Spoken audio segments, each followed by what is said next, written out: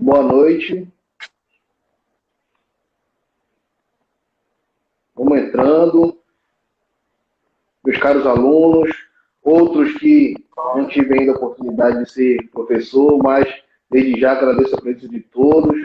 Vamos aguardar o nosso convidado especial, o professor Arthur. Vai entrar, o professor Grotti também vai participar. Vamos fazer um bate-papo hoje. Nós estamos na condição... Boa noite, professor Arthur. Boa noite, como vai? Tudo bem, graças a Deus. Estava iniciando aqui, falando que hoje nós estamos na condição de professor, na verdade, de aluno. Agora nós estamos aqui para aprender com o senhor, professor Grotti também, agradecendo desde já o empenho da coordenação do curso, em nome da professora Isadora, do nosso diretor, José Cláudio, em nome de toda a instituição, de todos os professores que fizeram presente em outras lives, falando de processo civil, de direito coletivo, foi, assim, enriquecedor. Então, agora é a oportunidade de fechar com chave de ouro, ouvindo o professor Arthur, um entusiasta aí da seara dos cursinhos, e eu falo com muito regozijo, porque eu também sou professor de cursinho, e eu quero passar a palavra para o meu colega, o professor Grotti, para ele dar os comandos iniciais e já iniciarmos com a nossa live. Boa noite, professor Grotti, com o senhor. Boa noite, professor Renato. Seja muito bem-vindo, professor Arthur Trigueiros. É uma honra, um prazer, uma satisfação enorme tê-lo aqui conosco na nossa semana de integração acadêmica aqui do CEAP. Para fechar aqui todo o nosso evento com chave de ouro, né, o seu trabalho, todo o seu conhecimento. O professor Arthur Trigueiros, pessoal, ele é especialista em Direito Processual Civil, ele é procurador do Estado de São Paulo, ele, né, trabalhou em várias situações e tem vários trabalhos, como a influência da pandemia do desejo sexual, a intensificação do uso de aplicativos no relacionamento de vulnerabilidade, do acesso a insumos de prevenção, né? Então, a essa altura do campeonato, ele tem uma quantidade muito grande aqui de trabalhos. E, professor Renato, sem muita demora, sem muita delonga, eu passo aqui o tema para o professor Arthur Trigueiros, para que ele possa efetivamente trabalhar com a gente e trazer um tema muito instigante, que é o novo crime, professor. O novo crime de perseguição. Professor Arthur, por gentileza, a palavra é sua. Muitíssimo obrigado, professores que estão aqui nessa tribuna virtual que nós estamos hoje, mas estou muito honrado, muito feliz em fazer parte desse evento. Hoje é o encerramento, é isso? Sim, hoje é o último dia. Então, olha a responsabilidade de quem inicia e de quem fecha, porque a primeira impressão é a que fica e a última é lembrada também. Então, é uma responsabilidade muito grande aqui. Eu agradeço enormemente o convite que me foi feito pela coordenadora do curso, professora Isadora Cantuária, que já vi estar conosco aqui na nossa live. Agradeço também todo o corpo docente da Faculdade CEAP. Agradeço também a toda a presença do corpo discente aqui, dessa forma virtual. Infelizmente, não pudemos fazer isso presencial. A tecnologia é fantástica, ela permite que estejamos em estados tão distantes e tão próximos agora reunidos aqui, mas o conforto presencial, a aula presencial, nada substitui isso. Mas, de toda forma, de fato, como o professor já havia mencionado, eu leciono em cursos preparatórios para concursos públicos desde o ano de 2006, então eu já tenho uma jornada aí de uns 15 anos, pelo menos, na docência de cursos preparatórios, tanto para o exame de ordem, quanto para concursos públicos, mas também tive a satisfação de lecionar em graduação de Direito. Já faz alguns anos que eu não leciono para a graduação, mas leciono em pós-graduação, palestrando em todo o Brasil. Então é uma enorme honra que eu tenha recebido esse convite a partir da professora Isadora, a quem cumprimento todos os demais da faculdade. Mas esse tema que me foi solicitado trabalhar hoje é um tema extremamente recente. Ele é recente do ponto de vista de positivação no nosso ordenamento jurídico, mas não se trata de algo recente na ordem jurídica mundial. Só para a gente fazer uma análise preliminar aqui, eu estou com uma colinha aqui para mim. A lei que nós vamos trabalhar agora é a Lei 14.132, recentíssima, de 31 de março de 2021, que entrou em vigor no dia seguinte, em 1º de abril, famoso Dia Internacional da Mentira, mas não é mentira, o Vademecum já está desatualizado, dos colegas aqui, dos alunos, dos professores, e essa lei de 1º de abril de 2021, ela acrescentou um novo crime, um novo tipo penal, no capítulo dos crimes contra a liberdade individual, que é o crime do artigo 147-A do nosso Código Penal, o delito denominado de perseguição. Mas logo mais eu comento até a questão do nome em iuris desse delito.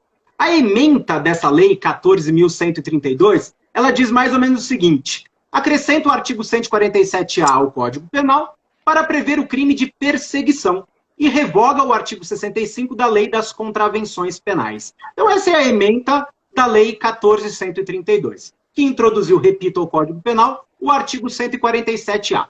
Antes da existência desse artigo 147-A, o capítulo dos crimes contra a liberdade individual continha aqueles crimes que nós já conhecemos. Inicia lá no constrangimento ilegal, na sequência passa pelo delito de ameaça, artigo 147, depois o sequestro ou cárcere privado, artigo 148, passando para a redução à condição análoga de escravo, artigo 149, e finalmente o artigo 149-A, que trata do tráfico de pessoas. Então, nós tínhamos aí alguns tipos penais introduzidos no capítulo dos crimes contra a liberdade individual.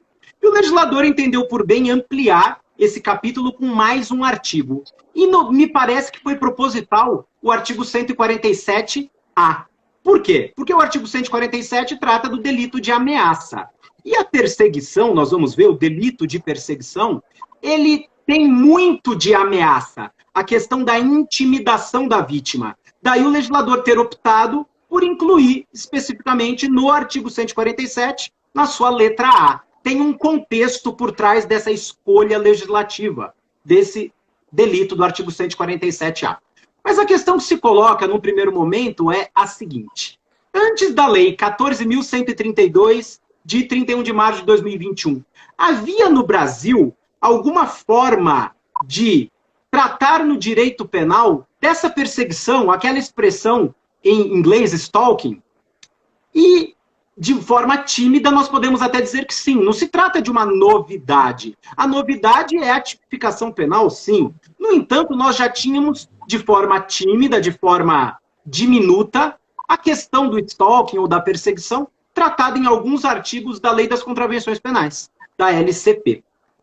Tínhamos lá o artigo 42, temos ainda o artigo 42 da Lei das Contravenções Penais, que trata da perturbação do trabalho e do sossego alheio. E ainda o artigo 65 da Lei das Contravenções Penais, esse sim, expressamente revogado agora pela Lei 14.132, que tratava da contravenção penal de perturbação da tranquilidade. Então, se nós formos analisar antes dessa Lei 14.132, nós já tínhamos uma base normativa, uma base jurídica, para se tentar coibir a violação à tranquilidade, à privacidade da vítima. Mas, como eu disse, a força normativa era muito pequena. Afinal, estávamos diante de uma infração penal de menor potencial ofensivo. Todas as contravenções penais, sabemos, independentemente da pena, são consideradas infrações de menor potencial ofensivo, seguindo os ditames da Lei dos Juizados Especiais Criminais. E então o legislador, diante de uma omissão normativa específica para tratar da perseguição, entendeu por bem nesse momento, em 2021, introduzir ao Código Penal o artigo 147A. Mas é bom que quem está nos ouvindo agora saiba que nós temos um projeto de lei tramitando no Congresso Nacional para alterar o Código Penal. E já neste projeto de lei constava o delito de perseguição. Então não é que agora surge a perseguição. Essa perseguição, esse tipo penal, já vinha previsto no projeto de lei que nos trará, sabe-se lá quando, um novo Código Penal, uma atualização bastante relevante do nosso Código Penal. Então esse é o panorama que nós temos. Ainda, antes de tratar especificamente da perseguição no nosso sistema jurídico, eu acho interessante nós falarmos aqui que a criminalização do stalking, então, para quem não sabe, o verbo to stalk, em inglês, significa perseguir, caçar, ficar à espreita. O stalking, ele já veio a sua existência nos Estados Unidos. Então, há quem diga que o primeiro diploma normativo que veiculou o crime de stalking não foi nem o sistema norte-americano, mas na Dinamarca, nos anos 30. No entanto, à luz de uma legislação um pouco mais moderna, em 1990, o Código Penal da Califórnia, lá nos Estados Unidos nós temos os códigos estaduais, os estados têm competência em matéria criminal, e existe o US Code, né, o Código Federal em matéria penal. E lá na Califórnia, então o Código Penal, em 1990, ganhou o crime de stalking, teve acrescentado o crime de stalking, a perseguição, no seu artigo 646.9, artigo 646.9, a linha A, tá bem?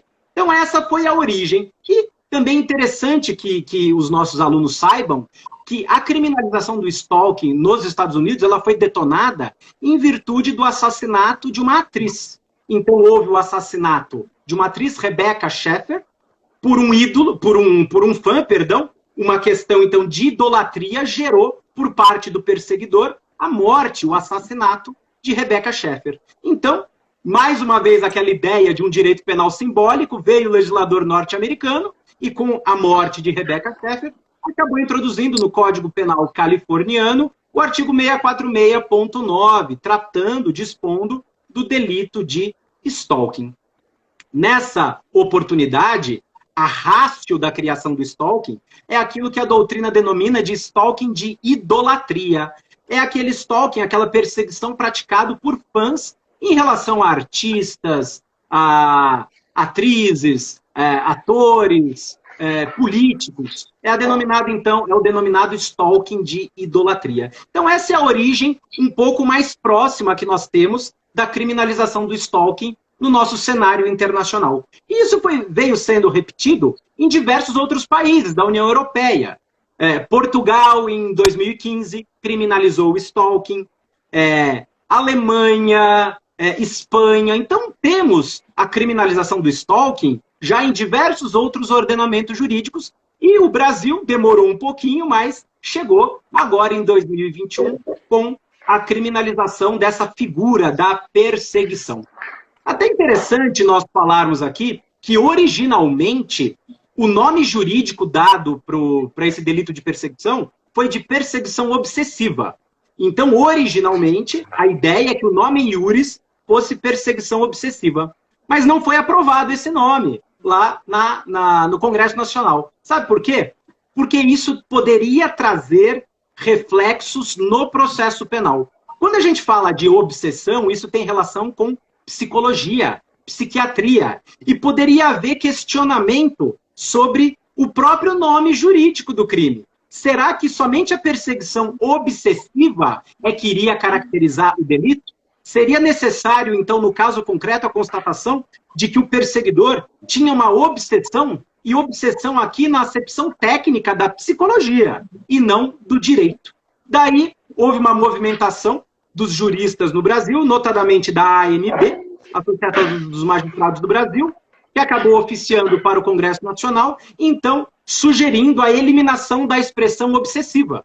Então ficou somente o delito de perseguição, para evitar até mesmo qualquer questionamento de ordem de tipificação penal. Então é interessante até nós sabermos dessa situação. A doutrina já há muito tempo, fala do stalking analisando outros sistemas jurídicos. Então, só a título de exemplo, a doutrina enuncia para a gente que o stalking ele pode ser primordialmente de 3 formas, ou há uma classificação doutrinária do stalking em 3 espécies. O stalking afetivo, primeira modalidade de stalking, stalking afetivo. Então, haveria por parte do perseguidor, do agente delitivo, uma perseguição que se relaciona intrinsecamente com amor, desamor entre ele e a vítima, inclusive no âmbito familiar. Então, admite-se a figura da perseguição, do stalking, no âmbito afetivo, relação amorosa e até mesmo no âmbito familiar. Fala-se ainda na doutrina do stalking funcional, aquela perseguição que ocorre no ambiente laboral. Por exemplo, colegas de trabalho. Um colega perseguindo obsessivamente, de maneira contumaz, de maneira reiterada, o outro colega. Então, se fala aqui em stalking funcional. E, finalmente, o denominado stalking de idolatria, que foi a base lá do Código Penal californiano. O stalking de idolatria tem por objetivo, ou traduz a ideia, daquela perseguição obsessiva por parte de fãs. Fãs em relação a artistas, fãs em relação a políticos, certo? Então, essas são as categorias ou as formas de stalking. No Brasil, especificamente, antes dessa lei 14.132, nós tínhamos a criminalização específica dessa perseguição reiterada, dessa perseguição obsessiva pelo agente delitivo? E a resposta é não. Tínhamos de forma tímida, como eu anunciei há pouco, 2 contravenções penais, artigo 42 e artigo 65, ambos da Lei de Contravenções Penais, mas sem trazer uma proteção prática e efetiva dos bens jurídicos aqui tutelados. A ponto de a Lei 14.132 ter expressamente revogado, e depois eu vou conversar com os colegas aqui, professores de Direito Penal, o que eles acham, se haverá continuidade normativo-típica ou se haverá abolício criminis, no tocante à contravenção de perturbação da tranquilidade. Mais à frente eu comento aqui qual era o tipo penal, como era a redação do tipo penal. Então, feita essa breve introdução, a gente inicia aqui falando um pouquinho desse novo crime do artigo 147A.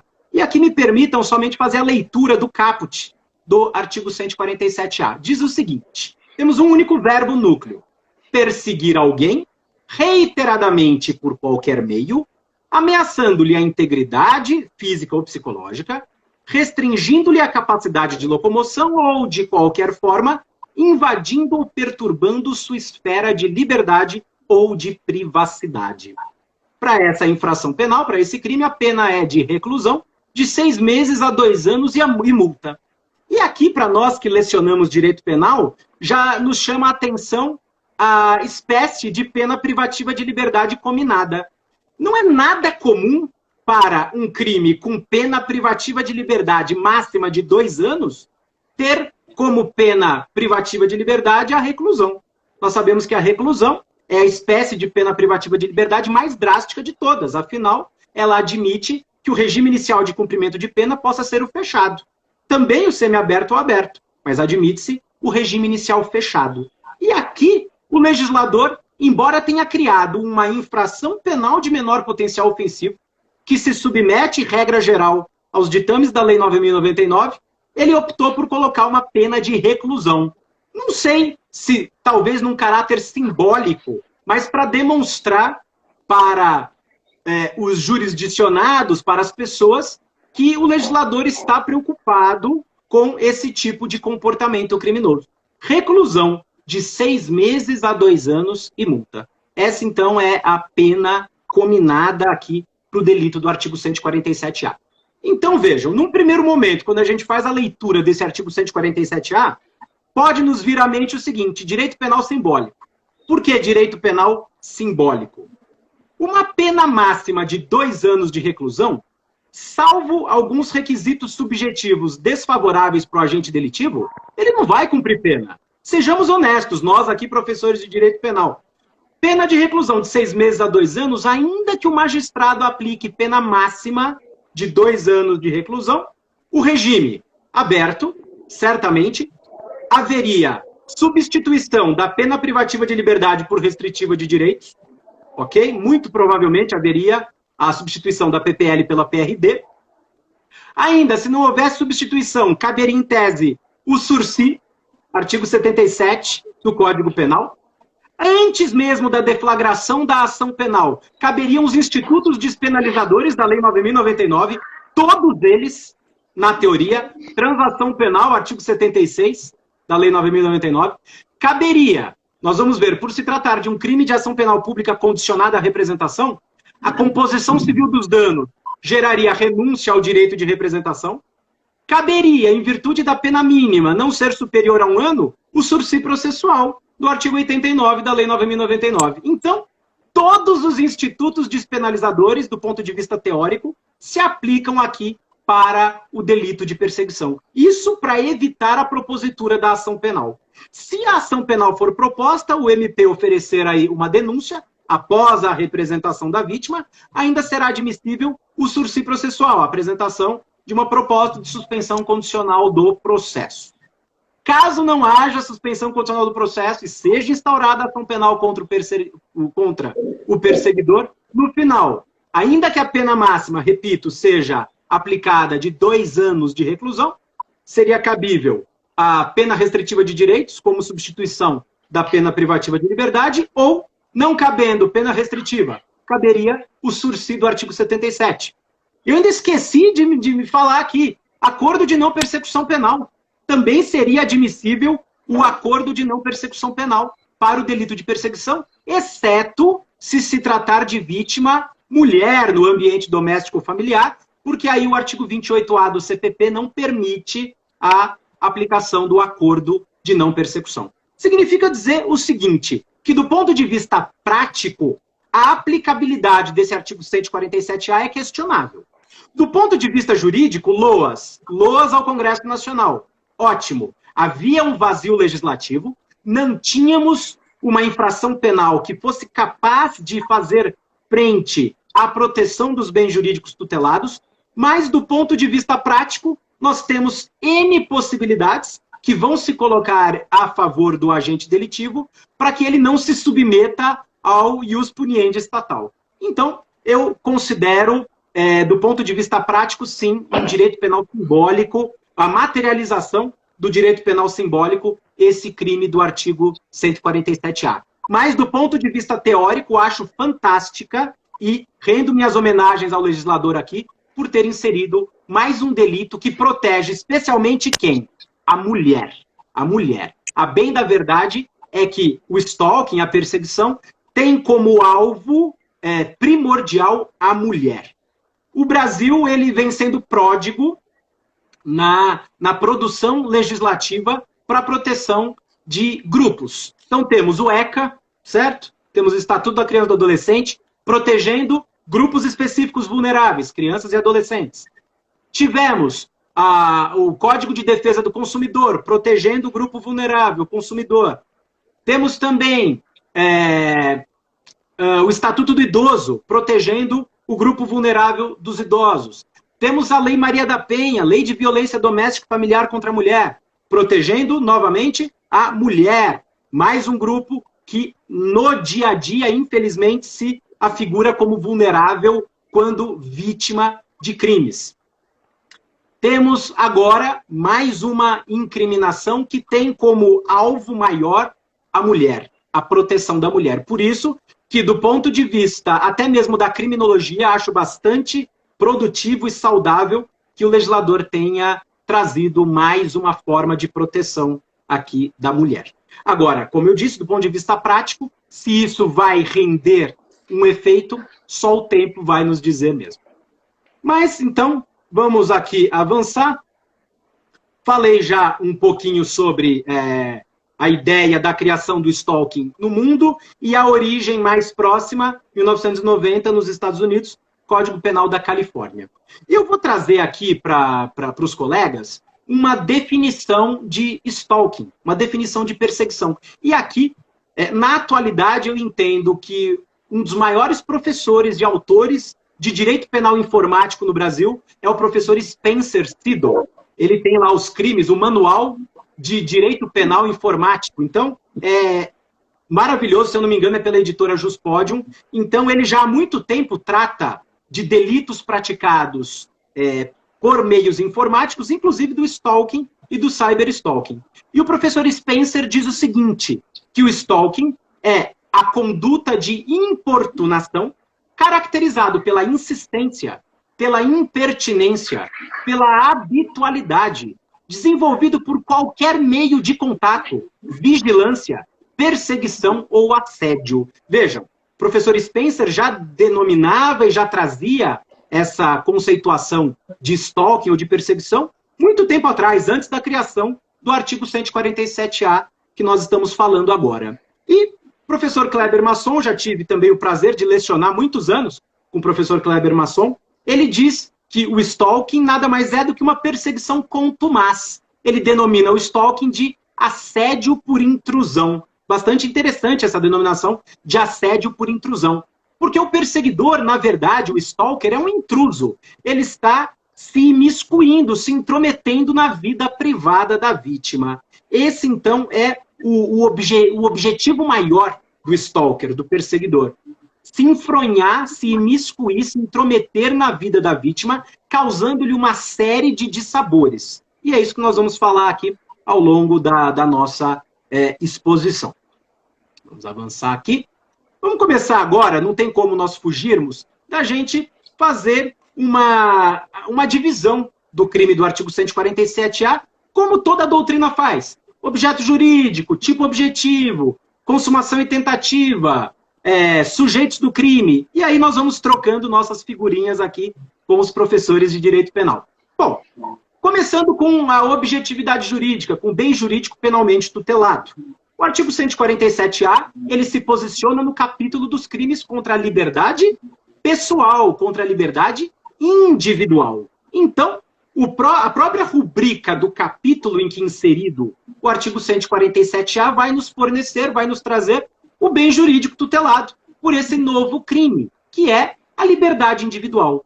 Mas a liberdade individual analisada sob qual ótica? Sob a ótica da privacidade, sob a ótica do próprio direito de locomoção, ir e vir, estar e permanecer, sob a ótica da autodeterminação, sob aquela ideia ou a ótica da tranquilidade.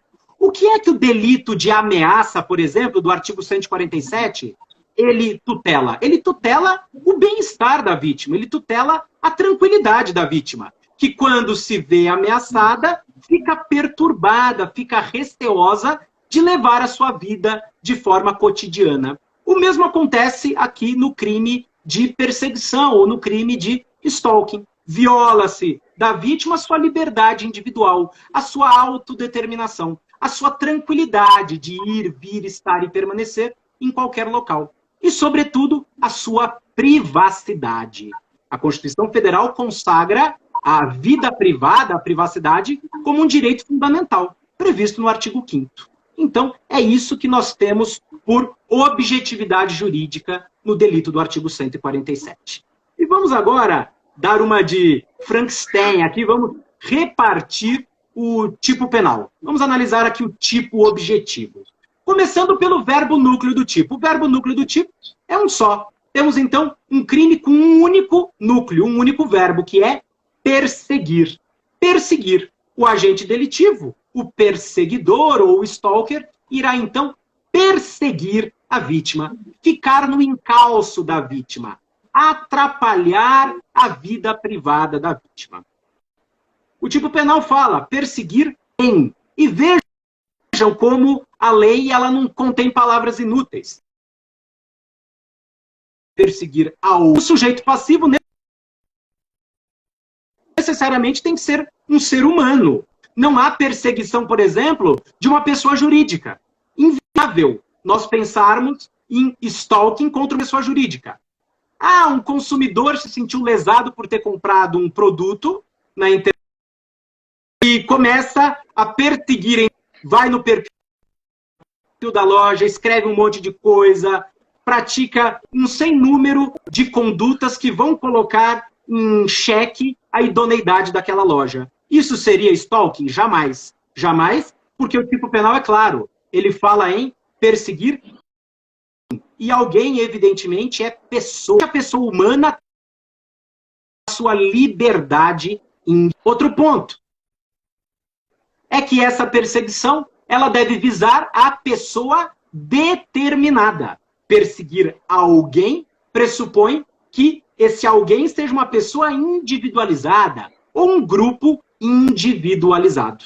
Não se poderia imaginar, por exemplo, de delito de stalking quando uma série de mensagens, por exemplo, por redes sociais, sejam disparadas para um número indeterminado de pessoas, um número que, de antemão, o próprio perseguidor não conseguisse determinar.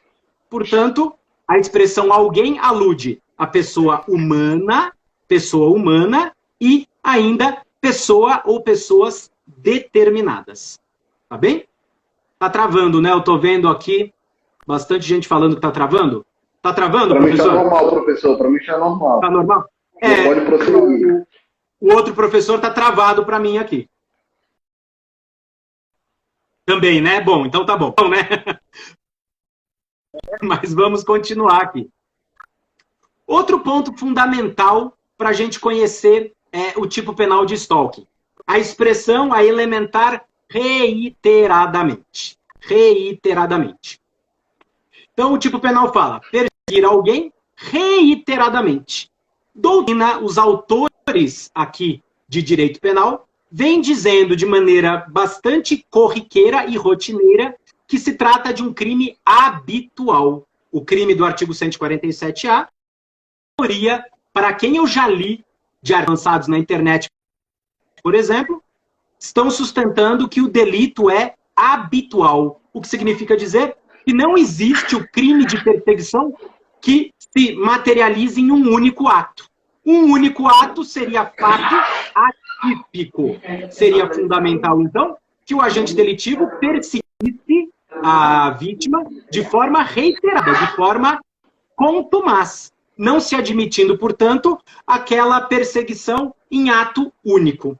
Tal como nós tínhamos, por exemplo, com a contravenção penal do artigo 65 da Lei das Contravenções Penais, que não exigia a reiteração. Aqui, o stalker necessariamente deverá fazer uma perseguição contumaz, uma perseguição reiterada, o que significa dizer que um ato isolado não irá configurar delito de perseguição. Isso é uma novidade no nosso sistema jurídico. Temos diversas outras infrações penais habituais no penal, como, por exemplo, manter casa de prostituição. Ninguém comete o delito de manter casa de prostituição utilizando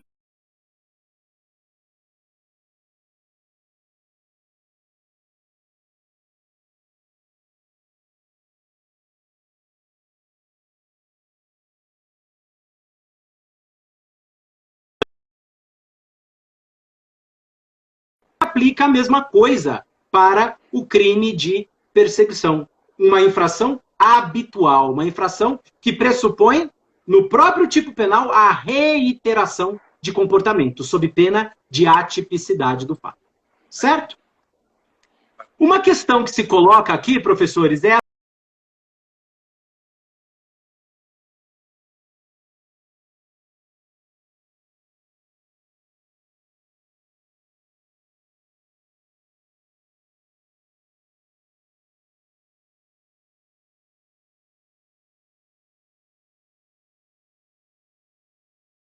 seguinte: como o tipo penal fala em perseguir alguém reiteradamente, haveria uma questão matemática, numérica, para nós determinarmos se há ou não essa habitualidade? Bastaria, por exemplo, 2 atos persecutórios, 2 atos de perseguição, 3 atos, 4 atos, 5 atos? Já li pessoas, autores de direito penal, sustentando que pelo menos 3 atos. A reiteração, quando o legislador quer que sejam 2, ele diz. Mas, como fala simplesmente em reiteradamente, haveria necessidade de pelo menos 3 atos. Não me parece a explicação mais adequada. O tipo penal não exige, o tipo penal exige reiteração, reiteradamente. E é o caso concreto que vai nos dizer quando que o agente está perseguindo ou não aquela vítima de forma reiterada. Um outro ponto. Essa reiteração de atos persecutórios, ela deveria ocorrer em dias distintos, ao longo de dias, semanas, meses, ou poderia ser no mesmo dia? Por exemplo, o perseguidor, o stalker, pela manhã, acorda, manda o primeiro e-mail para a vítima. Não satisfeito, 2 minutos depois, manda o segundo e-mail. Ah, eu conheço você, eu te vejo todo dia, você mora na rua tal. Ah, esqueci de te dizer, eu te vi agora há pouco, você estava caminhando na lagoa, aqui perto do bairro. Ele manda, ao longo de 2 horas, 35 e-mails para a vítima. Ele cometeu o delito de stalking? Penso que sim. Penso que sim. Houve reiteração de atos persecutórios no mesmo dia. A reiteração não exige um espaço no tempo, um intervalo temporal entre uma e outra. Basta que, no caso concreto, nós consigamos constatar que o agente está, sim, violando, se intrometendo na privacidade da vítima. Então, esses são alguns desdobramentos que certamente virão no enfrentamento jurisprudencial desse crime de perseguição. Outro ponto fundamental é que o tipo penal nos diz que a perseguição à vítima, de forma reiterada, poderá se dar por qualquer meio. Por qualquer meio. Isso indica que estamos diante de um crime de ação livre, ou um crime de forma livre. O agente delitivo pode praticar esse crime por palavra, por escrito, por gestos, até por gestos. Poderia haver aqui o delito de stalking. Por exemplo, ficar enviando para o trabalho da vítima presentes. 12:05, chega um entregador e entrega um presente para a vítima. E está com um cartãozinho. Oi, te adoro.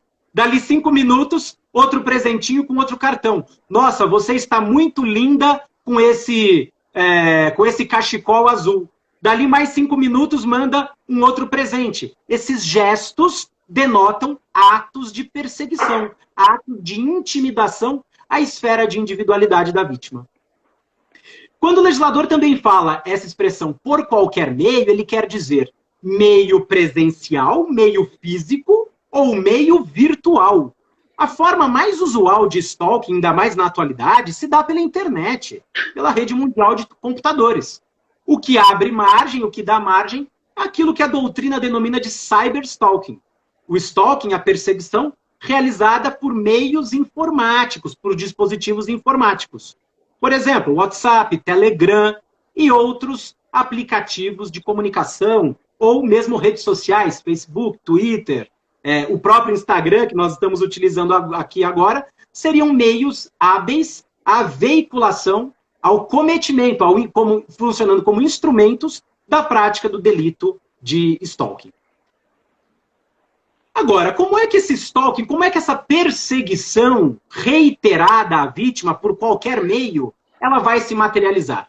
Nós temos, então, algumas condutas que necessariamente devem estar conectadas ao ato de perseguir. O agente persegue a vítima, primeira forma, ameaçando a sua integridade física ou psicológica. Primeiro meio ou primeira forma de se cometer o delito de perseguição. A vítima será perseguida, então será constrangida, será acompanhada pelo agente delitivo, seja presencialmente, seja por via eletrônica, pela via virtual, de forma tal que o agente pratique uma ameaça à integridade física ou psicológica da vítima. Já temos aqui nitidamente o delito de ameaça introduzido no artigo 147-A. Nitidamente. Temos como um meio executório a ameaça. O stalker irá perseguir a vítima mediante a ameaça. Ameaça a quê? A sua integridade corporal ou a sua integridade psicológica. Realiza-se, então, a intimidação da vítima. A vítima se sentirá amedrontada, coagida, temerosa da sua integridade física ou da sua integridade psicológica. E aqui nós podemos pensar, bom, o stalker é besteira, ou como se fala tanto hoje, isso é mimimi. O sujeito fica mandando buquê de flores, mandou 25 buquês de flores para moça hoje. Isso é besteira, ela devia se sentir tranquila. Mas como tranquila? Receber 25 buquês de flores no mesmo dia, das duas uma. Ou é um ser muito apaixonado, e aí tudo bem, tudo certo, ou a depender da situação concreta, a vítima não vai querer sair do local de trabalho dela. Ela já vai ficar intimidada. Quem que é esse cara que só hoje me mandou 25 buquês de flores? Essa intimidação pode ser uma intimidação expressa, uma ameaça formal com todas as letras, ou uma ameaça velada, mas que tem a aptidão de intimidar a esfera de individualidade da vítima. Segunda forma de se cometer o stalking: perseguir a vítima de forma reiterada, por qualquer meio ou forma, restringindo a sua capacidade de locomoção. Olha a ideia do sequestro ou cárcere privado, mas claro que aqui o agente delitivo não vai sequestrar a vítima. Não é o agente delitivo que irá restringir a liberdade ou a capacidade de locomoção da vítima. Aqui, a ideia do legislador, no meu entendimento, é de que, em virtude dos atos de perseguição, a vítima terá tolhida a sua liberdade plena de ir e vir. A vítima fica com receio de sair de casa, a vítima fica com receio de sair do seu local de trabalho, a vítima fica com receio de ir até uma loja na esquina da casa dela, porque ela acaba sendo admoestada ali pelo perseguidor. Oi, tudo bem? Sempre quando ela sai de manhã, está o sujeito na porta da casa dela. Isso vai gerando um temor da vítima, inclusive capaz de lhe restringir a sua capacidade de locomoção. Não que o perseguidor o faça diretamente, mas a vítima acaba tendo essa sua liberdade plena de ir, vir, estar e permanecer cerceada pelo fato de ela se sentir intimidada com os atos de perseguição do stalker.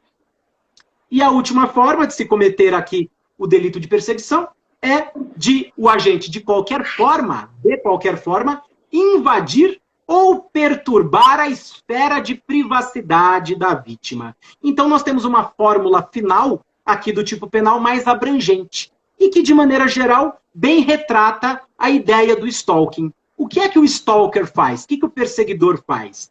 Ele persegue a vítima e acaba, de uma maneira ou de outra, violando a privacidade, a vida privada, o dia a dia, o cotidiano da vítima. Por exemplo, e aqui nós temos uma situação que pode se verificar muito facilmente naquela ideia do stalking de idolatria. Então, o sujeito, o fã, ama porque ama determinado cantor, comparece a todos os shows, até aí não é uma perseguição de fã, ok, mas chega um momento em que aquele fã, ele extrapola os limites e começa a invadir o camarim.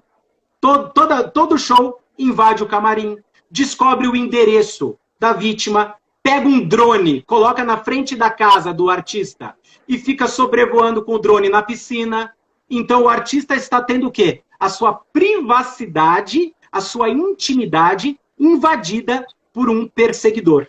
Lembrando que um ato isolado de um fã jamais caracterizaria o delito de stalking. Seria necessário uma reiteração de comportamentos nesse sentido, de forma a se invadir ou a se perturbar a esfera de privacidade ou de intimidade da vítima. Essa última forma de cometimento de stalking é que se aproxima bastante da contravenção que nós tínhamos do artigo 65 da LCP. Eu vou até ler para vocês aqui o que dizia, porque houve expressa revogação, o artigo 65 da LCP, que tratava da contravenção de perturbação da tranquilidade. Olha como tem um quê de stalking, essa contravenção. E era o dispositivo utilizado até então para se permitir que um perseguidor fosse eventualmente processado. Diz assim o tipo penal, artigo 65 da LCP. Molestar alguém ou perturbar-lhe a tranquilidade, por assinte ou por motivo reprovável. Essa parte final é que não interessa muito para o stalking, mas o fato de o agente molestar alguém ou perturbar a sua tranquilidade, por exemplo, a perturbação da privacidade de um artista, poderia se amoldar na contravenção do artigo 65. Essa contravenção ela foi expressamente revogada pela Lei 14.132. E depois nós vamos comentar se andou bem ou se andou mal o legislador em revogar expressamente essa contravenção. Outro ponto aqui que parece óbvio, mas não é tão óbvio assim. O agente delitivo vai praticar o comportamento de perseguir a vítima de que forma? Por ação, professor. Estamos diante de um crime comissivo, um crime praticado por ação. Os atos persecutórios, os atos de perseguição, de fato, regra geral, eles vão se materializar por comportamentos positivos, por um agir do agente delitivo. Envio de cartas, acompanhamento presencial ali da vítima, a vítima está na esquina e ele vai seguindo a vítima. São comportamentos ativos, comportamentos positivos. Mas a gente consegue visualizar stalking por omissão? Olha que interessante. Dá para a gente imaginar perseguição reiterada por omissão? Vejam, o crime, o tipo penal, ao veicular o verbo núcleo perseguir, ele nitidamente está veiculando um comportamento positivo. Só que nós podemos, sim, configurar o stalking por omissão penalmente relevante. Artigo 13, parágrafo 2º do nosso Código Penal. Quando o omitente tinha o dever de agir e poderia agir para evitar o resultado. Por exemplo, um pai sabendo ou muito preocupado com a filha, que está em época de vestibular. Não, essa menina tem que estudar, tem que ficar em casa estudando. Ele toma conhecimento, a menina adolescente, portanto, ainda existindo o poder familiar, que decorre do direito civil. Esse pai sabe que a menina não está mais saindo de casa porque tem um rapaz que a está perseguindo diariamente, da casa dela até um determinado local. Esse pai, ciente desses atos de perseguição, sabendo que a pessoa está perseguindo e amedrontando a filha inclusive já atemorizada e com a sua capacidade de locomoção restringida pelo medo, pela intimidação, esse pai se omite e não faz nada. Não aciona a polícia, não toma nenhuma providência para evitar esses atos de perseguição. Eu entendo que seria possível a aplicação do artigo 13, parágrafo 2º do Código Penal e reconhecer que esse pai, em virtude do dever legal de agir, fruto do poder familiar, responderia pelo delito de stalking, um stalking por omissão. É um pouco viagem, mas do ponto de vista teórico, é possível? É possível, juridicamente, é possível se imputar stalking por omissão, mas por omissão imprópria, crime comissivo por omissão. E não uma omissão própria, porque o tipo penal, em momento algum, veicula um comportamento negativo. Mas vamos aqui avançar um pouquinho para a gente falar sobre os sujeitos do crime. Sujeitos do crime. Quem é o sujeito ativo? Quem pode praticar o stalking e contra quem o stalking é praticado? Nitidamente, aqui o legislador ele não trouxe nenhuma condição especial, nem do sujeito ativo, nem do sujeito passivo, o que torna o artigo 147-A um crime bicomum. Bicomum. Comum quanto ao sujeito ativo, comum quanto ao sujeito passivo. Quanto ao sujeito ativo, então, qualquer pessoa pode cometer a infração. Agora, interessante é que, embora o crime seja comum, quando ele for praticado em concurso de 2 ou mais pessoas, o parágrafo 1º, inciso 3º do artigo 147-A, prevê uma majorante, uma causa de aumento de pena. Aumenta-se a pena pela metade quando o stalking for praticado em concurso de 2 ou mais pessoas. O tipo penal derivado fala em concurso de 2 ou mais pessoas, não se exige, então, que a execução seja realizada por 2 ou mais pessoas. Admite-se aqui coautoria ou participação. Eu posso induzir o meu vizinho a perseguir a nossa vizinha. Então, eu sou partícipe moral e o meu vizinho é quem executou sozinho a infração penal, mas contou com o meu apoio aqui psicológico, certo? Então, quanto ao sujeito ativo qualquer pessoa, havendo concurso de agentes, a pena vai ser aumentada pela metade. Uma questão aqui interessante quanto ao sujeito ativo. Esse pessoal que trabalha com essa imprensa, a imprensa na área de entretenimento, artistas, enfim, aquilo que nós chamamos de os paparazzi, né? O paparazzo no singular, os paparazzi, né, no plural. Os paparazzi podem cometer esse delito de stalking? Aquele sujeito que fica reiteradamente perseguindo um determinado artista, inclusive constrangendo. O artista pisa fora da casa, já está lá o sujeito fotografando. Ele entra num restaurante, está o mesmo sujeito fotografando. Ele manda um monte de e-mail aí para o artista. Olha, eu quero te entrevistar, me dá uma entrevista, me ajuda, eu estou no começo da minha carreira. Será que isso poderia caracterizar o delito de stalking? Sim ou não? Veja só, eu entendo, num primeiro momento, que os paparazzi não vão cometer esse delito, notadamente se o ato de perseguição ocorrer em espaços públicos. Em espaços públicos. Porque a nossa vida privada, a nossa intimidade, ela é melhor materializada no nosso espaço individual, no nosso espaço privado. Então, aquele sujeito que tira fotografias de um artista na praia, ainda que esteja incomodando, ainda que seja uma perseguição contumaz do repórter, do jornalista, entendo eu que isso não vai caracterizar o delito de perseguição. Diferente daquele paparazzo que pega um drone e começa a tirar fotografias da vítima, ela na piscina dela, ela dentro do quarto dela, sem sombra de dúvida, havendo essa reiteração de comportamentos, esse paparazzo poderia vir, sim, a responder pelo delito de stalking. Certo? Quanto à vítima, sujeito passivo, pois não, professor? Não só conversando, né? Faltam 5 minutos do nosso término, né? Nós temos ainda muitos momentos, muitas questões a respeito do tipo, que é muito intrigante, muito instigante, mas eu gostaria de conversar com o senhor nesses últimos minutinhos, justamente para relatar, para que o senhor faça algumas considerações no sentido da importância, quais são os pontos mais importantes que o senhor considera com relação a esse novo delito, né? Por causa da temática da própria live, nós temos essa limitação de tempo, então por isso que eu estou aqui conversando. Claro.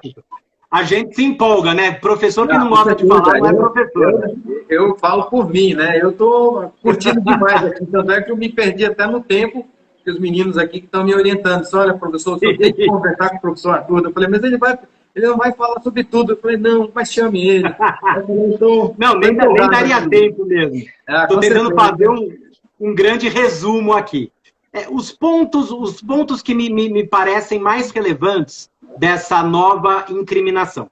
Primeiro, lembrando que nós já tínhamos alguma forma tímida de se coibir o stalking por meio de contravenções penais, mas não era suficiente, então andou bem o legislador ao transformar aquilo que era uma mera contravenção penal agora em um crime, que difere da contravenção penal notadamente pelo aspecto da reiteração.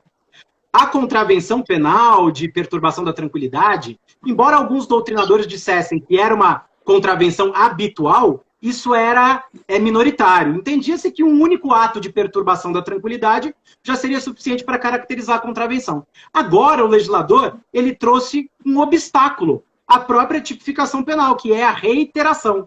Então, por um lado, o legislador andou bem ao fortalecer a proteção, notadamente da mulher, que acaba sendo o maior alvo do stalking, mas, por outro lado, ele deixou um vácuo no tocante àquele ato único persecutório que pode causar, sim, fortes temores na vítima. A vítima pode se sentir atemorizada com um único ato de perturbação da tranquilidade. O sujeito, por exemplo, manda uma única mensagem de WhatsApp para a vítima, falando, nossa, você está linda, e manda uma fotografia dela lá dentro da casa dela. Ela vai ficar um único ato de perseguição. Sinceramente, eu ficaria muito preocupado. Imagine, por exemplo, uma mulher que foi fotografada dentro da casa dela e ela não sabe de onde. Ela vai ficar com um receio tão grande que é capaz de ela ter um problema sério, psicológico, por conta de um ato isolado. E isso não vai configurar o delito de stalking. Porque o delito de stalking é claro, perseguir reiteradamente. Existe uma pluralidade de atos persecutórios para que haja caracterização. Então, nesse ponto, o legislador me parece ter andado mal. Porque, originalmente, a ideia do ato do crime de perseguição seria aquela perseguição obsessiva, que pressupõe uma reiteração de condutas.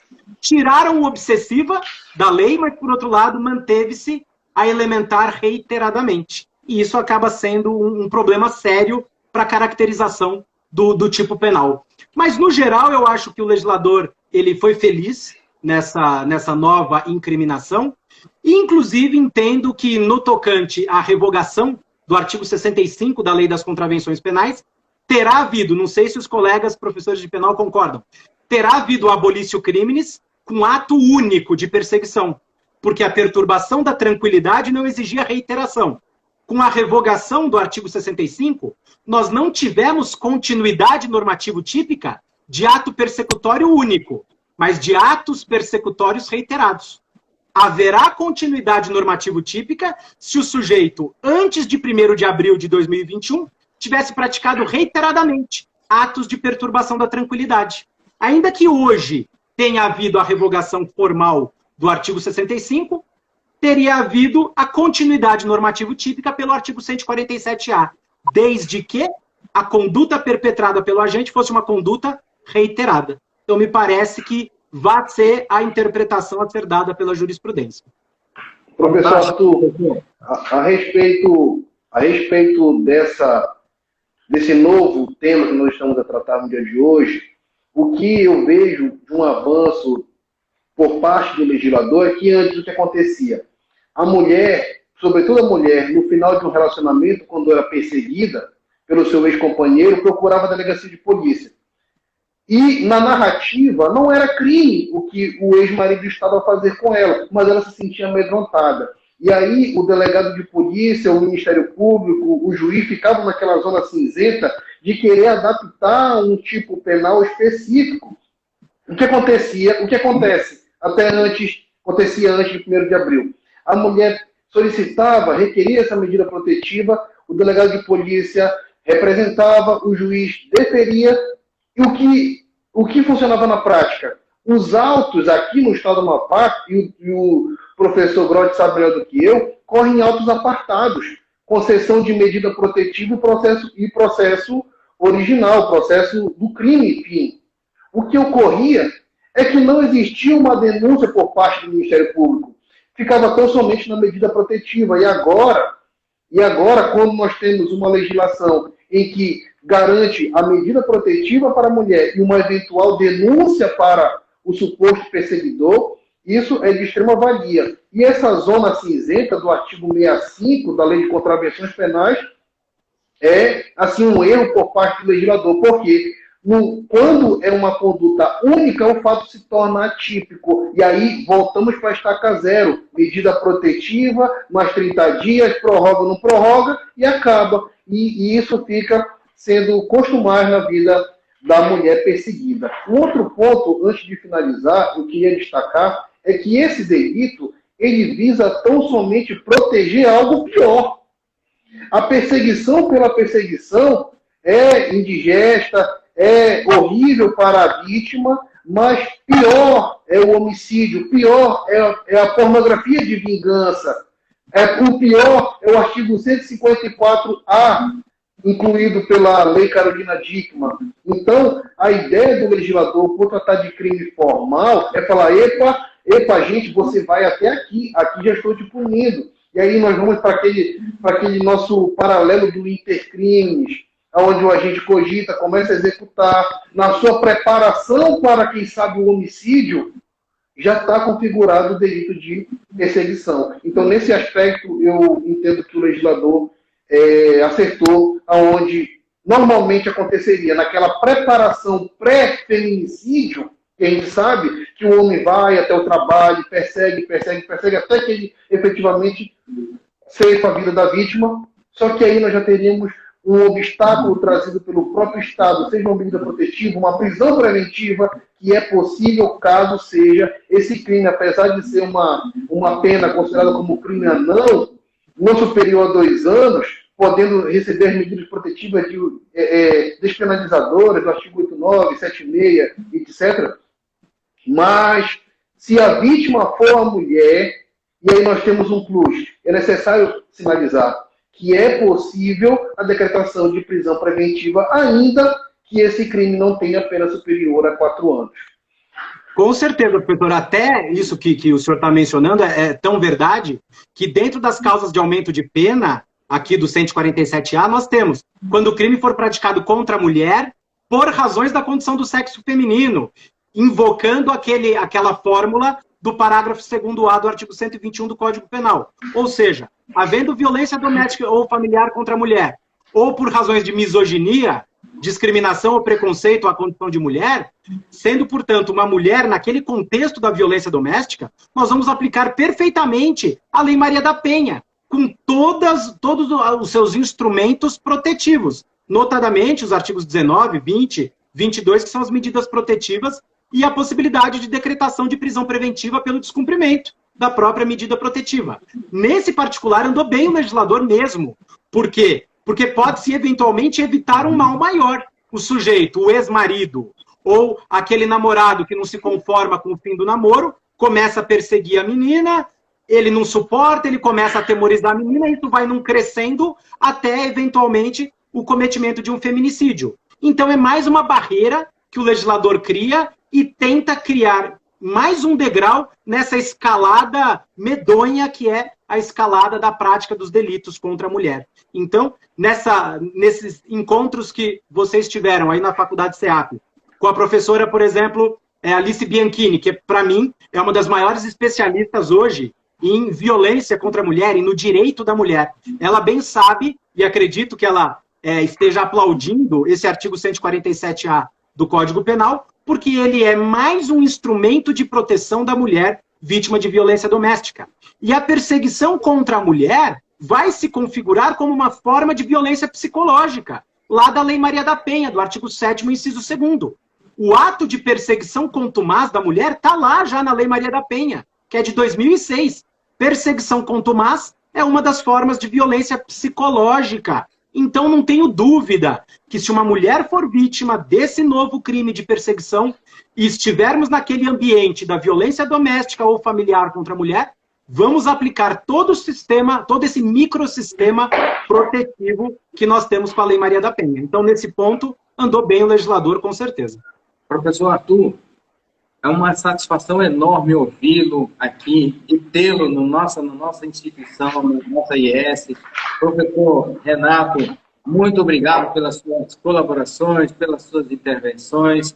Professor, o SEAP, em nome do SEAP, em nome de todos os alunos que assistiram a sua brilhante aula, sua brilhante palestra, em virtude de toda a sua temática com relação à topologia do Código Penal, os tipos de stalking, essa temática envolvendo as medidas protetivas do artigo 22 da Lei Maria da Penha, do novo artigo 24, que fala do descumprimento das medidas protetivas, né, do crime de perseguição, que hoje veio para completar esse gap que o senhor falou com relação à necessidade da proteção do bem jurídico. É fantástico o trabalho, a sua palestra, o seu seminário, as suas intervenções foram muito bem-vindas. Em nome do SEAP, eu agradeço demais a participação do senhor, a disponibilidade de hoje estar aqui com a gente, conversando, esclarecendo e trazendo todo o conhecimento jurídico. Em nome do SEAP, eu agradeço demais a presença do senhor, a todos os nossos colegas que estão acompanhando a nossa live, em especial o professor Renato também aqui com a gente. Muito obrigado, professor. Professores, agradeço enormemente a acolhida virtual. Muitíssimo obrigado por toda a atenção e convido a me seguir nas redes sociais, especialmente no meu Instagram, é o @prof, com F mudo, Trigueiros. @prof Trigueiros. Vai ser uma satisfação termos esse contato virtual. Se tiverem alguma dúvida, precisarem de algum esclarecimento, estarei completamente à disposição de todo o corpo docente e discente da faculdade. Muito obrigado e até a próxima. Obrigado, professor. Um abraço. Muito obrigado. Abraço, muito obrigado. Boa noite.